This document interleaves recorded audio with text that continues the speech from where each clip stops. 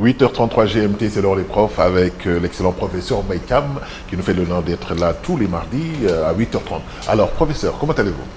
sant Yàlla bu baax Al. di la nuyu di la ziar sama jarbaat Baba. ak technicien yeeg caméraman yëpp. di ziare nag di ñaanal mbokk yu baax yi ñuy déglu talaata ju ne fii ci Tok Tok Sénégal di leen ñaanal jàmm di ko ñaanal réew mi ak mbokk yi nekk ci bitim réew yëpp. D'accord. Merci professeur d'être avec nous. Mais commission d'enquête parlementaire bi nga xam ni waa parti démocratique sénégalais suite à l'invalidation de leur candidat Karim Meïssa Wade ñu déclenché ko au niveau de l'Assemblée nationale. Est-ce que fragiliser l'institution suprême judiciaire, est-ce que à des fins politiciennes, est-ce que tamit c'est bon pour la stabilité d'un pays et surtout est-ce que dinañu rafet njort ne que séparation des pouvoirs am na vu que Benno Bokk Yaakaar sax xaw na allié wu tuuti ak libéraux yi. waaw al wax nga dëgg li xew fan yii de ñu jëgmal ko defe naa suba la ñu wax ne ci la ñuy woote plénière bi pour taxawal commission d'enquête parlementaire. Commission d'enquête parlementaire nag ci tradition wu Sénégal ak réew yi mel ni moom lu war la lu ñuy def la du suñu réew répp parce que li ko waral moo di assemblée nationale ci suñu sarti réew dañuy wax ne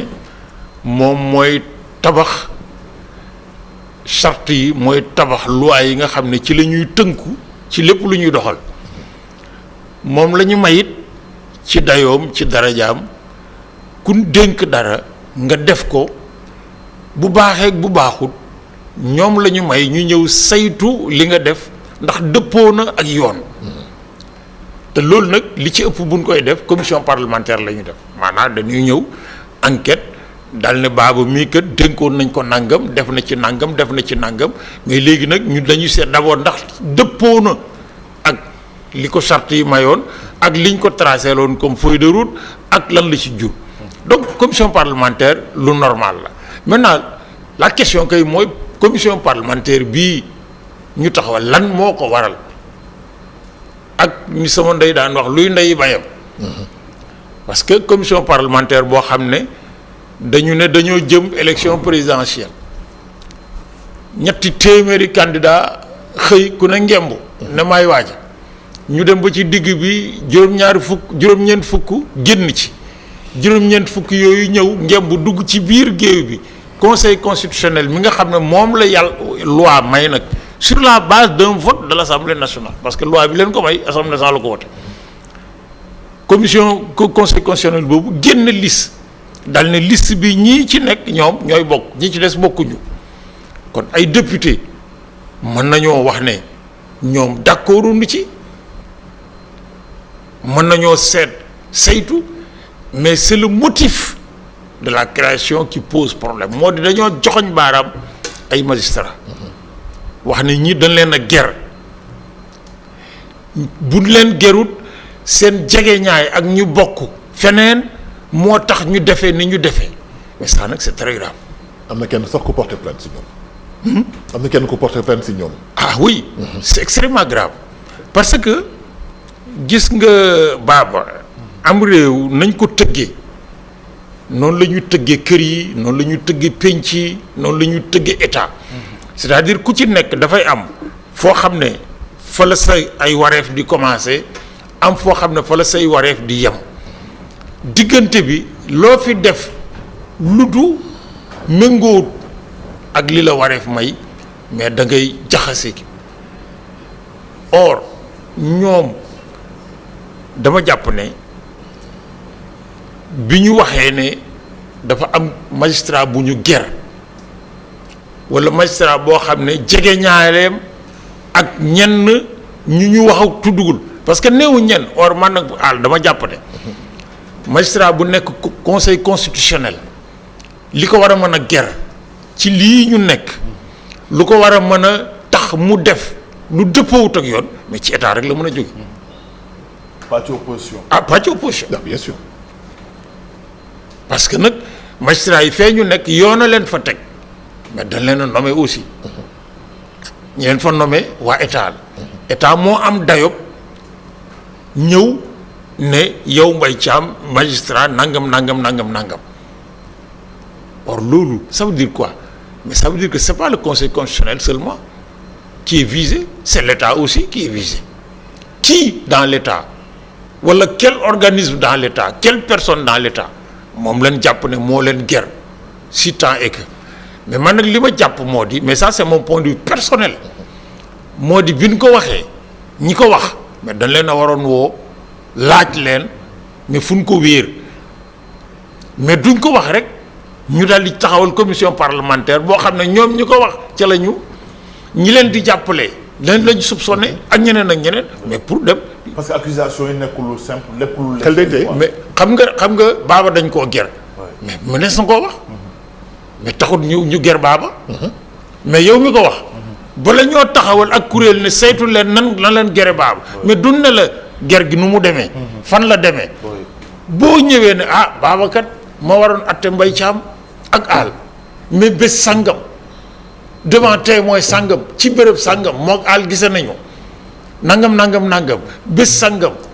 moom ak diw bu bokk ak aal nangam seq nañ nangam mais ñu xam ne y a des indices mais quels sont les indices ñaareel ba moo di man dégg naa un magistrat man nag doo magistrat du ma juriste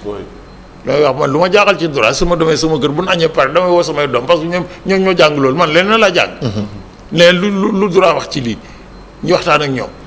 mais dégg naa am magistrat mu ne amul benn yoon bu may député mu convoqué les magistrats de la cour or comme enquête bi ci ñoom lañ visé soo leen mënut a wax ak ñoom non fu enquête bi jëm fenn. or donc nga jàpp ne au-delà de agiter une situation ponctuelle ba pënd bi jëm kaw kenn gisatul dara ñu jékki-jékki bi pënd bi wuri wàcc leneen feeñ ci mooy li tax nit ñi di ngun-nguri depuis qu'on parle de cette affaire. Pourquoi on ne parle pas de la corruption des magistrats éventuellement ou du délit d'initié de magistrats, mais on parle de renvoyer les élections? Pourquoi? Ensuite, si tant est que 2 magistrats le ñu visé, mais le conseil c'est 7 magistrats, les 5 toll. Donc man dama jàpp ne al gis nga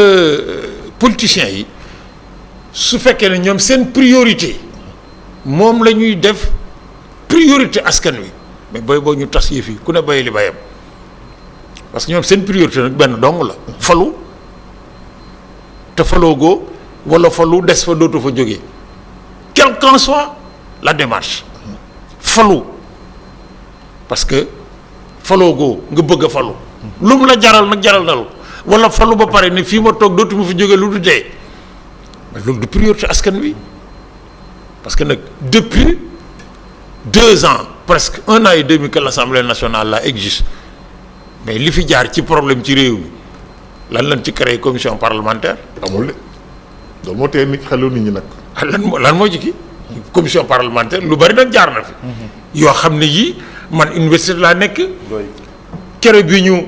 lakkee université. mais qui a parlé de mettre en place une commission parlementaire d'enquête kii plutôt politiciens ñu ngi jiiñante yaa ko lakk ma ko yóddee yaa ko lakk ma ko di kii mais ñun ñu di lakkal ñun ñu ngi ni bëgg a jàngale xamuñu fu ñu jaar ba jàngale ñun ñëpp nag les problèmes socio-économiques sont là tout di kii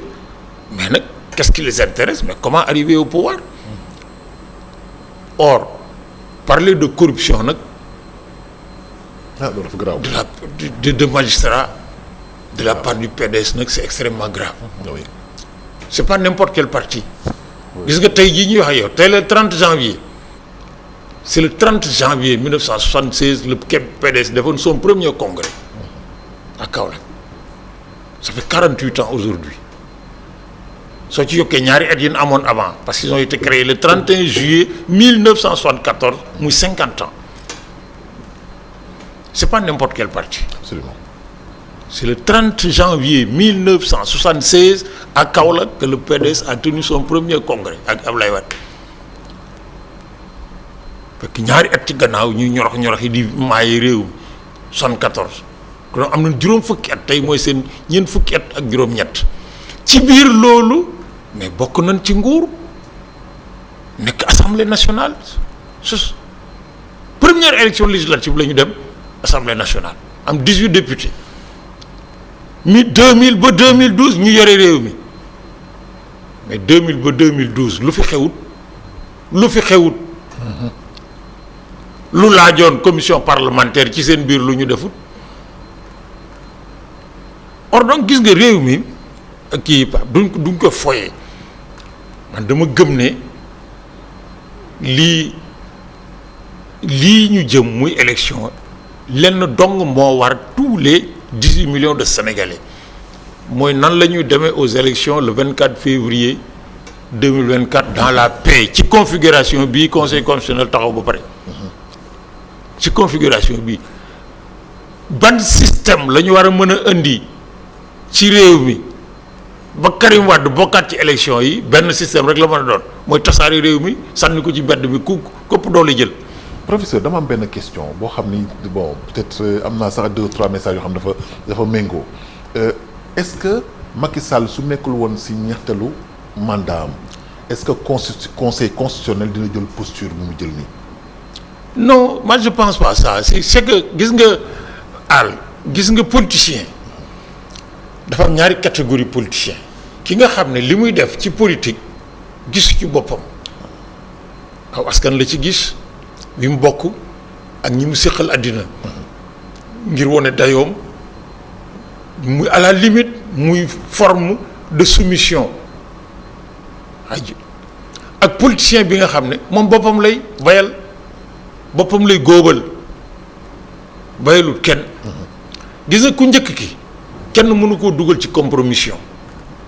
parce que gis nga l'affaire de la commission parlementaire là tôt ou tard moi je suis historien nous on s'inscrit dans la longue durée xam nga kuy étudier lu xewoon il y a 200 000 ans li xew tey du la jaaxal. tamit dëgg. nous on s'inscrit dans la durée et il restera toujours nag des preuves formelles pour dire la aal doon xëccoog Mbaye Thiam kat booba coow lu bari la ñu naan kii Mbaye Thiam ak waxam ji bari jën ndeke la mu doon wax kii voilà les documents soo demee archive nationale gi c'est 15 kilomètres linéaires de documents ay feuilles yu ñu tegale nii ba mu fukki kilomètres ak juróom-ñaar lépp ngi ci biir nag li gën ci askan wi li baax ci askan wi ak leneen parce que loolu la kii si le président Macky Sall décide de se retirer volontairement parce que tout le discours qu'on a dit on lui a mis la pression c'est vrai qu'il a subi la pression mais gis nañu kii Abdoulaye Wade a subi la pression en 2012 teewul ma ne damay bokk. dafay bokk absolument. Abdoulaye Wade a subi la pression en 2012 mais dafa taxaw fii ne candidat la ñu dem conseil constitutionnel ñu ne candidat la ñu ànd ak moom dem voté ji si Macky Sall avait dit que candidat la dañu ànd ak moom dem voté ji rek parce que li ñu njëkkati woon ci fitna pour teg ko pour mu bañ bokk moom kii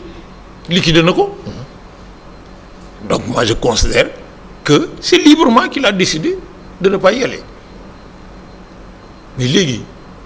bu boobaa il reste maintenant la posture du politique dans son attitude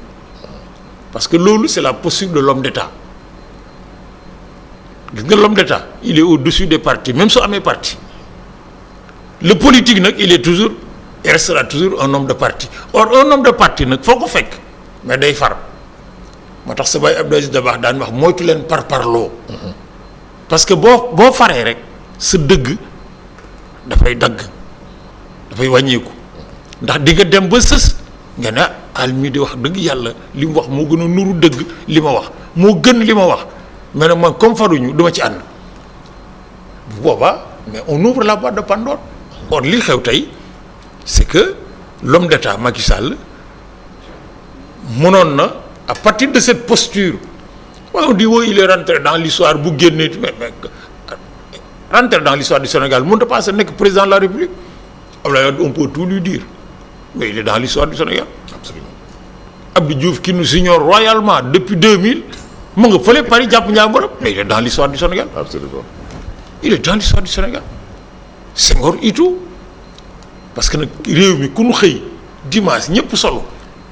di voté ba timis ñu compté xob yi ne la yaa ci ëppale mais tu es rentré dans l'histoire oui. loolu tax ñuy tudd Lat Joor pourquoi ñu di ko tudd alors que santul Fall mais parce que dafa nekk Damel bu appliqué woon rigoureusement la constitution du Kajoor du nekk Damel fanweeri Damel ak ñett la Kajoor fal da Amari Ngoone a Samba Yaay moom doo nga ci sant Diop ñëpp Fall lañ sant mais parce que dafa falu ñu fàtte lële donc dafay am foo xam ne boo fa tolloo nag ay bien sortir bien rentrer yooyu c'est des discours bon c'est vrai que yéen ay journalistes ngeen mu tëti ça c'est un discours de journaliste mais bien sortir bien rentrer quoi qu'on dise mooy def li baax def li war c'est tout. Or le président de la République nag suñu réew ak réew yi mel ni ñun yéen journalistes yi yéen wax c'est la clé de voûte des institutions maanaam bu ñu tabaxee pouvoir législatif tabax pouvoir exécutif tabax pouvoir judiciaire ki leen di lëkkale ba fexe ba ku ci nekk yem fi nga war a yem te kenn du la fa fekk mais c'est le président de la République parce que moom dong la ñuy fal ni ñu ko fale moom dong la ñuy fal député yi kenn du leen fale noonu dañu nekk groupe ñu fal leen moom day ñëw ne cote man cote maa ngi nii taxaw ñu tànn ko mais loolu nag bu la comme réew defalee am na foo xam ne boo fa àggee quitte à taper sur ton entourage le plus immédiat mais il faut le faire parce que lii ñu yëkkati man gëmuma ne waroon naa prospérer la commission parlementaire je le dis nag sans embâche man nag. mais professeur yoon may na leen ku lu tax jàpp ne waroon na mën a antu. waaw mais xam nga lu tax kii moo di su fekkoon ne bu ñu demee ba fésal li ñuy juuñ. mais lan lay juuñ on renvoie les élections loolu c'est la seule et unique conséquence mooy li ñu wax bu dee dëgg la mais ça veut dire qu'on n'a plus d'État. ça veut dire que le processus électoral bi nga xam ne ñaar fukki fan wala ak kii moo ci topp mais dañ koy arrêter daal di recommencer. professeur j'ai besoin. or bu ñu recommencer excuse-moi bu ñu recommencer mais ça veut dire que le gouvernement continue le président de la République continue. élection dañ koy reporter. élection yi dañ koy reporter or Sénégal nag baaba lan lañ fi def nag lu fés lu pon mais qui justifie qu'on renvoie des élections parce que bu ñu ko defee on ouvre un précédent boo xam ne mais ñun àgg nañ foo xam ne fii dañ ko waroon na dépasser. La deuxième chose moo di bu fekkee ne ñoom li ñu wax dëgg la mais jarul commission parlementaire dañuy dem en justice ne magistrat sangam dañ koo ger preuve yaa ngi nii mais bu boobaa la justice fait son affaire avec le magistrat mais gis nga renvoyer des élections moom ci réew mi man de je ne suis pas un devin man du ma boo gisaane kat mais njort naa ne li mu ëmb ci danger pour le Sénégal moo ëpp 100 fois ñu dem élection ñu tëj surtout que ki tax ñu di ko renvoyer nag jaru ko sambaat ca kaw nag soo ko waxee nag ñu def da ngaa fan man faruma fen billaahi Karim Wade jaru ko PDS c'est un parti patrimoine je l'ai dit en 2012 keroog bi Ablaye Wade di jox lenge yi Macky Sall laaj leen Alassane Samba Diop on a fait une émission bu ko gardé mi ci dama ne ko le PDS fait partie du patrimoine politique du Sénégal. Absolument. Ablaye Wade fait partie du patrimoine politique du Sénégal ndax taxawaayu parti bi ak taxawaayu boppam Karim Wade fait partie du patrimoine politique du Sénégal il faut être sérieux mën ngaa bëgg réew mi juróom-ñaari nga nekk ci àll bi bëgg a nekk candidat te du nekk ci réew mi wax ak nit ñi. ça pose problème parce que moi j'ai dit hier mais c'est une simple hypothèse nag faut pas ñu dëkk la ma fu ma dëkkalul parce que man fi ma dëkk xam naa ko que Karim Wade man gëm naa ne bu bokkoon ci 20 personnes yu ni su kii du ñëw ça l'intéresse pas le PDS nag a l'obligation parce que patrimoine ñoom ñi ko moo kii bokk man musuma bokk PDS je n'ai jamais été membre de ce parti ça c'est pas ma tasse de thé mais dama jàpp ne li dëgëral li ñu tuddee démocratie occidentale ci suñu réew mi PDS daf cee jouer rôle boo xam ne bii moo tax ñëpp war koo delloo njukkal bàyyi ko fii mais pas nii li Ablaye Wade def ci réew mi mu jaral ko dem kaso génn demaat kaso génn demaat kaso kadiwaat gem kaso benoon génn fes dem ñu di ko séentu muy yónnee ay kii et puis des gens sont là derrière lui prêts à jouer le destin du pays sur quelqu'un boo xam ne bii man dama jàpp c'est mon avis nag et je peux me tromper parce que moi je n'ai pas honte de me tromper jaru ko parce que man gëm naa ne PDS defar na ay nit ñu soxoy ko ci ñoom ñoo xam ne ñoo gën a mën a yore réew mi Karim Wade c'est ma conviction maintenant nag je peux me tromper mais gis nga cette commission parlementaire là elle va accoucher d'autres choses parce que l'objectif c'est pas ça xam ñun bu ñu def recherche à l'université dañuy wax objectif principal daal di wax en une phrase objectif spécifique di ko taxali nag yooyu saa ñaar ñett ba ñeent ba juróom ngay tànn ci biir di sànni politicien Sénégal nag xam nga ñoom ñooy wax ci seen làmmiñ man mosuma koo wax même si j'étais un politique que politique du ëmb day xëy rek wasin ça veut dire quoi ça veut dire que bu fekkee ne dañuy waxtaan ci seen biir luñ mënta wax askan wi tant mieux mais bu ñu dugal askan wi ci gutta goo xam ne dinañ àgg foo xam ne fii ñu nu war a àtte lenn rek lan ñu mën a àttee mooy comme seen xeex bi mënut a jeex taxawal ñu jeexal ko ci nii wala ci naa loolu nag mais c'est le destin du Sénégal qui se joue et personne n'a le droit parce que ñi koy def jaruñu ko. professeur damay poser benn question boo xam ni c'est parce que il faut ñu mesurer enjeu wu su commission parlementaire bi aboutiré conséquences yi lan mooy le socle d'un État fort c'est un pouvoir judiciaire à la limite une institution judiciaire forte bi nga xam ni état bi du am ingérence lan mooy nekk conséquence bi si jamais cas de figure boobu nekkul. gis nga man bi may nekk étudiant mas naa liggéey ci benn document ci lii nga laaj maanaam li ñuy wax état yan mooy cëslaay yi fondation yi ci gëstu yooyu ngay gis ne borom jàngkat yu bari dañuy wax ne am na ñaari kuréel ciw askan bu demee ba yox-yoxi bay boo askan yu bàyyi li ñu def lépp jàpp ca pour bu taxaw dëgër ndax bu daanoo lépp daanoo bi ci njëkk mooy attekat parce que gis nga état de droit mais c'est pas un slogan état de droit mooy réew moo xam ne mii lépp lu fa nit di def ba ci tuur mbalit dañ koy wutal ay wareef ba ci tuur mbalit dañ koy wutal ay wareef Sénégal nag li ñu lenn doo nga leen intéressé pour ñi ñuy yore mooy politique yi ñiy wut nguur ak ñi am nguur nan lañ koy aare ci droit état de droit moo di àq ak yelleef nu nit toll ñu jox la sa àq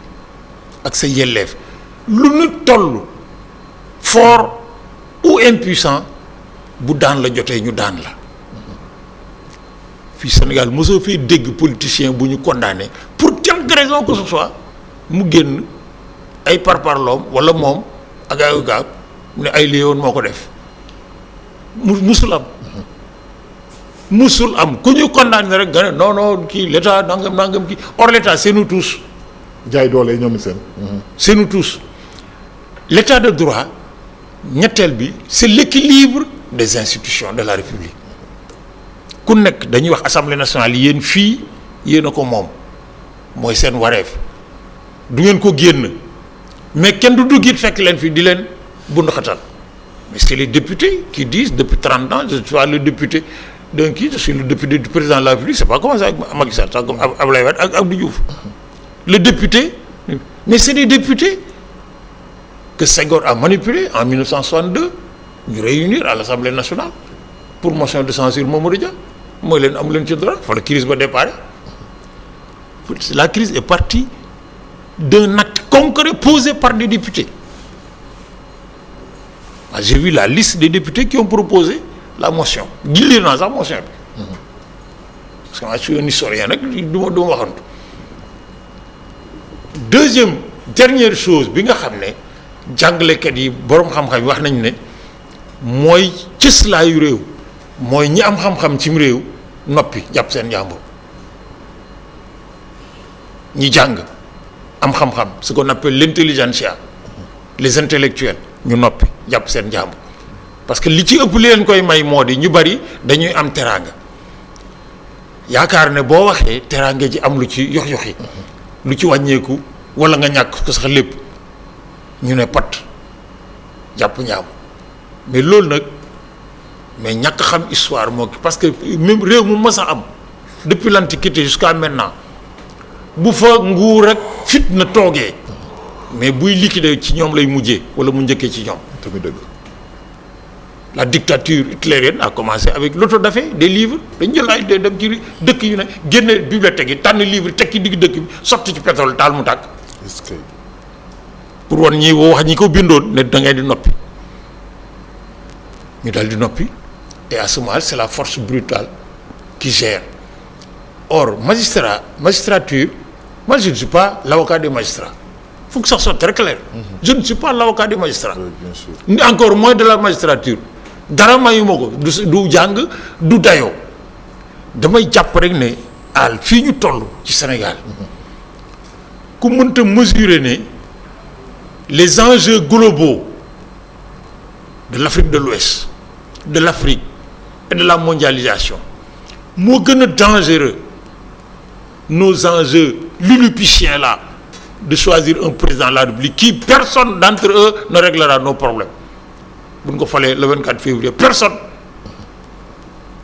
sama baat ca kaw kun fi fal le 25 février ñetti weer lan laa la bàyyi ñu ñëwaat fii yàlla nañ ko fekkee nit ñi taxaw fii ci mbedd mi dellu sànni xeer parce que jafe-jafe yi du fi jógee. dëgg. yorin wi nag war na mën a gën a rafet ñiy yore war na ñoo mën a gën a taaru mais jële fi problème moom ku koy wax nit ñi da nga leen a yab par contre bu ñu nekkee ci sunu biir ba jaxasoo ba pëccëxoo mais c'est à la frontière est du Mali à la frontière nord de Mauritanie que viendront les terroristes la plupart des groupes terroristes yi sévir en Afrique de l'Ouest seen base logistique technologique Mauritanie yi la nekk c'est de là qu'ils communiquent avec les TIC au nom d'une république islamique qui n'en est pas du point de vue des pratiques ensuite nag il y a des pays autour de nous yoo xam ne dootu réew moo xam ne 1200 kilomètres autour de la capitale l'État ne contrôle plus rien du tout dootu réew mais nous avons la chance d'hériter d'un État qui n'est pas celui de Senghor du kii c'est l'État précolonial Jolof Kajoor Bawol Sine Saloum Casamance Fouladou c'est l'État colonial jusqu'à l'État de l'indépendance on a 900 siècles d'organisation sociale et d'organisation publique c'est-à-dire une institution des institutions yu taxaw or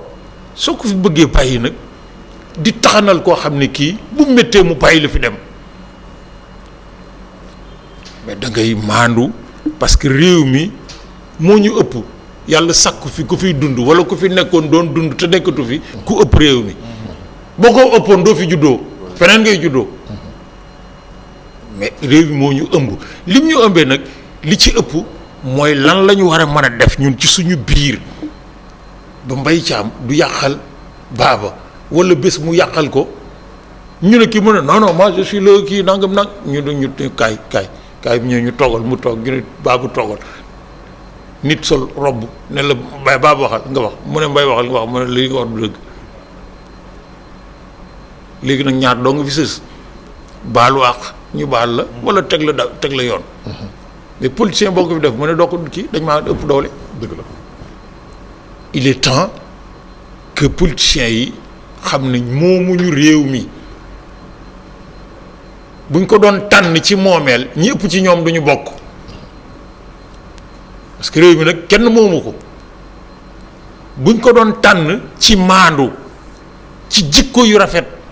ci pas-pas ci jëf ñu gis yu méngoog sa say wax mais ñu bari duñ bokk. wax bu xóot nga wax nii. ñu bari ñoom duñ bokk mais nag bokk nañu parce que c'est normal nag parce que nag un pays sans politique nag c'est pas un pays. Absolument. Mon professeur Mbaye Guèye disait que à la limite c'est une anarchie ordonnée c'est une anarchie ordonnée ça signifie rien du tout mais nag li sama bay daan wax dof bi boo bañee mu yàq pom yi boo ñëwee fekk mu toog ci biir nit ñi da ngay téye ci nopp bi xëcc ko ba fële nga ne ko yow a diw mu ne waaw nga toj nopp bi ne ko dellu si day toog seetaan mais bul wax bul jëf parce que bu duggee ci pom yi mu yàqu. gis nga cette affaire de commission parlementaire là buñ ko jëlee à la légère. buñ ko jëlee à la légère. mais ça peut accoucher de conséquences yoo xam ne. fii la ñuy toog naan non c'est pas possible ñoom mel ne Mbaye Thiam dëgër fi naan xamoon naa ko et après mais la conséquence nag moo di lu ñëpp yi dund. ci métit ak fitna. parce que on va vers l'inconnu. Si le 25 février on ne vote pas mais où est l'État? Où est le gouvernement? Le président la dañ ko fi bàyyi le 25 février parce que constitution bi daf ne bu ñu voté le 25 février ba pare mars avril moom mooy préparer passation de parce que l'État nag doo ñu puusal mot kii. c'est trop important. Absolument. mu joxe yëf yi. passation de service. mais léegi bu élection amul 25 février dañuy recommencer waat naa léegi ku bëgg a nekk président ñëwal Mbaye Thiam daal na ñoxee nag daal man sax damay bokk. Merci beaucoup. ñetti téeméeri amoon daal di nekk 1000 ñu nekk fii xëccoo mbiicoo nangam mais attends il faut être sérieux l'État du Sénégal mais c'est au-dessus de nos contingences personnelles de nos coteries politiciennes et de nos calculs. or gis nga baaba calcul nag ci li jëm ci askan képp ku koy def te boole woo ci le calculateur suprême mais wutu boo demee ba tirer da nga fàtte je retiens yi xam nga amoon naa mag yoo xam ne danaa man ay naa calcul mais damay fàtte retiens yi boo fàttee retiens yi turé woo dara tamit dëgg. parce que nag am na ku ñu surveiller nag or réew mi nag foofu lañ toll. Merci beaucoup, professeur. foofu lañ toll. Merci beaucoup. Un dernier message à lancer à cette classe politicienne qui nous prennent pour des dindons. Oui, mais Parce c'est que que toujours en tant que citoyen. xam nga dañu yéen ay wax journaliste souvent un mal nécessaire. Un mal nécessaire soo ko déggee mais c'est un bien. Politicien c'est un bien. Moi je serai le dernier à cracher sur des politiciens. Moi je suis rentré en politique en 1968. Absolument. J'avais 14 ans xaw ma 15 ans nekk lycée yi fi jax ñu génn ñu fii lycée Blaise Diagne yóbbu ñu université ci laa fekk njëkk fekk Mbaye Diack asafla Mbaye Diack dem si yàlla ñu tegal ko table devant la BEI mu taxaw di wax. Merci beaucoup. ñu dugal ñu dans des circuits ñuy kii ba jógee France ñu dugal ñu dans la clandestinité après nag chacun choisit sa voie librement d'autres ont choisi d'être dans le champ politique c'est leur droit le plus absolu et c'est un bien. parce que bu ñu demee ba réew mi kenn soxlawu ko mais Modou Ndour jël ko dañu jékki-jékki rek gis na kii ñu ne waa yi fekk or loolu du tax ñu naan politiciens yi nii moi je ne diabolise personne. Absolument. Je ne dis personne mais nag quand le Sénégal est en jeu or lii ñuy def nag cette affaire de commission parlementaire là c'est le pays qui est en jeu. Absolument. soo ko waxee nag ñu naan du mu téeti kii moi j'ai 70 ans je ne crains plus rien du tout. sama bay dundul 30 ans donc j'ai vécu 2 fois plus que lui 2 fois plus que lui. Je ne crains plus rien du tout. Merci beaucoup, professeur. mais nag dañoo toll foo xam ne sans diaboliser personne il faut qu'on réfléchisse sur notre sécurité collective. Absolument. suñ ko defut bi fi tàkkee man bu ma dawee wutoo balaa maa ñaq balaa maa sonn àgg Jolof te bu ma àggee rek man. Merci beaucoup, War a mën a professeur. rëcc. C'est toujours un plaisir de vous recevoir l'heure des profs avec professeur Mbaye Thiam que nous retrouvons vendredi à 9h GMT sur la 90.3 avec Mohamed Kandji si Xew Xew Jamono. El Hadj Baba Ndiaye, merci beaucoup. mais jërëjëf Al merci. Voilà. Tout à l'heure, vous aurez Xew Xew Jamono, Ibou Fall, Boubacar Diallo ak Mohamed Kandji si Xew Xew Jamono sur la 90.3, 10h ba 14h, Xorom Tchitchine, Cheikh Sarr, l'animateur des 4.4 Duno ak Waré, Fatou Waré, jusqu'à 14h. 10h30 sur ITV ba 12h, vous aurez Feu seulement avec Fafa li ngeen di ñaan si bés bi yal na leen ko yàlla defal ne leen amiin et bonne suite des programmes. Je vous retrouve demain dans Tok Tok Sénégal. Bonne suite des programmes sur ITV, la télévision d'ici et d'ailleurs.